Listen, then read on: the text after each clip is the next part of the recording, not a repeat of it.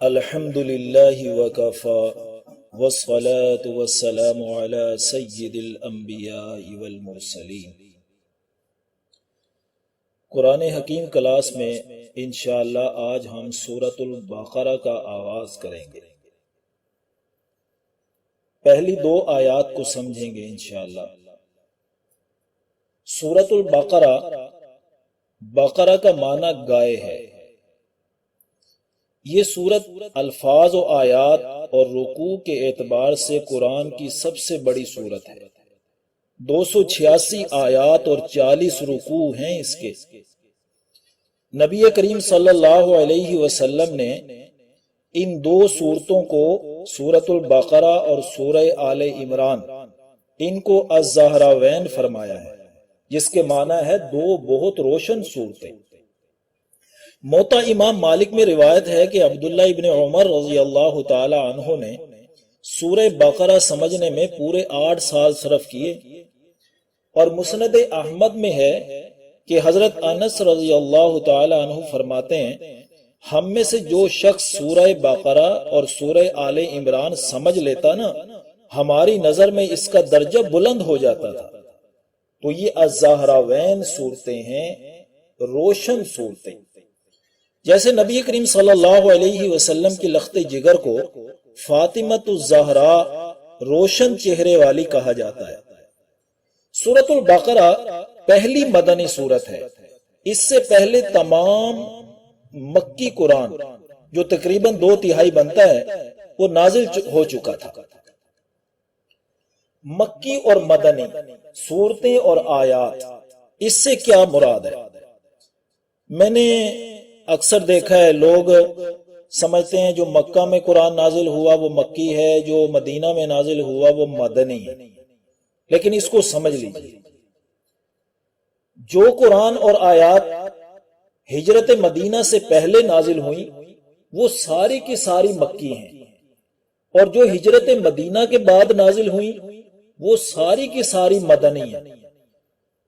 خواہ وہ مکہ میں کیوں نہ نازل ہوئی ہوں، خواہ وہ تبوک میں کیوں نہ نازل ہوئی ہوں، جو ہجرت مدینہ کے بعد نازل ہوئی ہیں وہ سب کی سب مدنی ہیں، اور جو ہجرت مدینہ سے پہلے نازل ہوئی ہیں وہ سب کی سب مکی ہیں، خواہ طائف میں اتری ہوں، خواہ آسمانوں پہ لے جا کر عطا کی گئی ہیں۔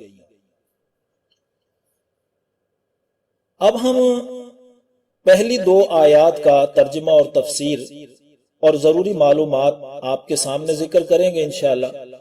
تو پہلے ان آیات کی تلاوت اور ترجمہ سماعت فرمائیے۔ اعوذ باللہ من الشیطان الرجیم، بسم اللہ الرحمن الرحیم، الف لام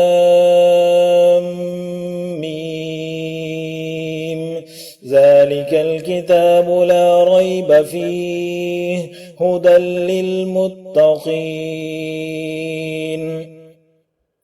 الف لام میم، یہ کتاب ایسی ہے جس میں کوئی شک نہیں، اس میں ہدایت ہے متقین کے لیے۔ اب اس سورت کی پہلی آیت حروف مقطعات پر مشتمل ہے۔ یہ ایسے حروف جو قطع کر کے کاٹ کاٹ کے الگ الگ پڑھے جاتے ہیں، ان کی ادائیگی، پروننسیشن جدا جدا ہوتی ہے۔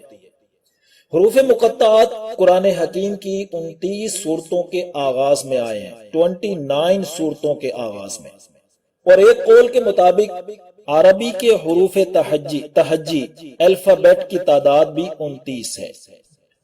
مختلف علماء و مفسرین حروف مقطعات کے جو معنی کرتے ہیں وہ یقینی نہیں ہے، وہ اپنی رائے پیش کرتے ہیں۔ اس کے معنی اللہ تعالیٰ کے سوا کوئی نہیں جانتا۔ اکثر مفسرین یہ کہہ کر کہ اللہ اعلم بمرادہ کہہ کر گزر جاتے ہیں کہ اس کی مراد اللہ ہی خوب جانتے ہیں۔ اب دوسری آیت کی طرف آئیے۔ ذالک الکتاب لا ریب فیہ، یہ وہ کتاب ہے جس میں کسی شک و شبہ کی گنجائش نہیں۔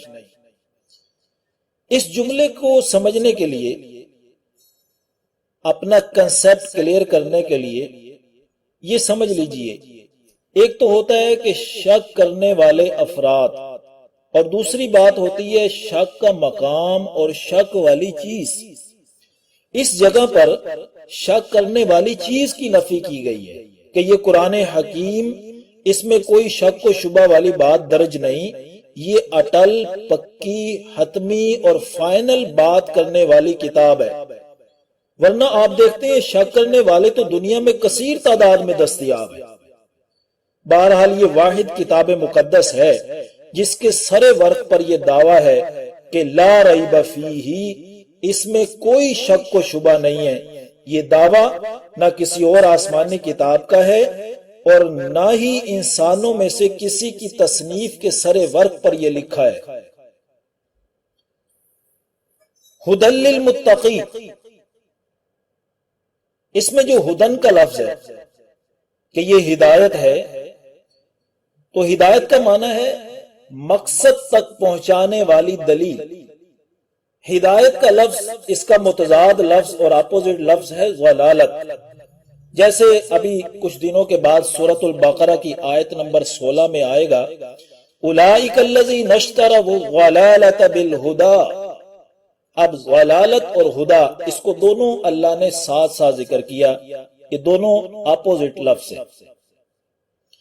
سورۃ الفاتحہ میں رب کائنات کے سامنے عرض پیش کی نا، اہدنا الصراط المستقیم، دکھا دیجئے ہمیں صراط مستقیم، تو اللہ دعا قبول کرتے ہوئے جواب دے رہے ہیں ذالک الکتاب لا ریب فیہ، اس کتاب میں کوئی شک نہیں، فیہ ہدن، اس میں ہدایت، رہنمائی اور گائیڈنس موجود ہے، اسے تھام لو نا، یہ تمہیں صراط مستقیم پر لے کر چلے گی۔ اور پھر ہدن کو نکرہ لا کر یہ بھی اشارہ کر دیا کہ اس قرآن میں ہدایت اور رہنمائی کی وسعتوں کا بھی کوئی کنارہ نہیں ہے۔ اور پھر فرمایا فیہ ہدی للمتقین، اس میں متقین کے لیے ہدایت ہے، یعنی وہ لوگ جن میں غلط روش پر چلنے سے اجتناب کرنے کی آرزو موجود ہے، جو انابت رکھتے ہوں، جو حق حاصل کرنا چاہتے ہوں۔ دیکھیے انسانی وجود میں اللہ نے یہ صلاحیت پیدائش کے ساتھ ہی رکھ دی کہ وہ فجور و تقوی، نیکی و بدی، حق و باطل میں فرق و امتیاز کر سکے۔ سورۃ الشمس میں فرمایا وَنَفْسٍ وَمَا سَوَّاهَا، نفس انسانی کی قسم، جیسا کہ اس کو بنایا اور سنوارا، فَأَلْهَمَهَا فُجُورَهَا وَتَقْوَاهَا، اور پھر اس میں فجور و تقوی الہام کیا۔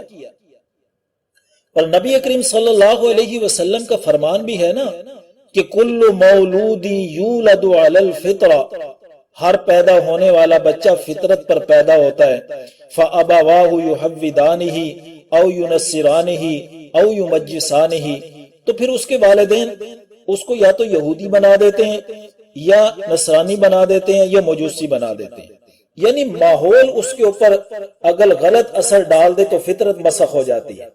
تو اگر انسان اپنے غلط ماحول سے متاثر اور امپریس ہو کر اپنی اصل فطرت کو مسخ نہ کر لے اور اس کی فطرت صحیح سالم رہے، تو اس میں انابت، حق کی تلاش باقی رہتی ہے، حتیٰ کہ وہ قرآن و سنت کو پا لیتا ہے۔ بس ایسے ہی لوگوں کے لیے قرآن رہنمائی اور ہدایت کا پورا سامان فراہم کرتا ہے۔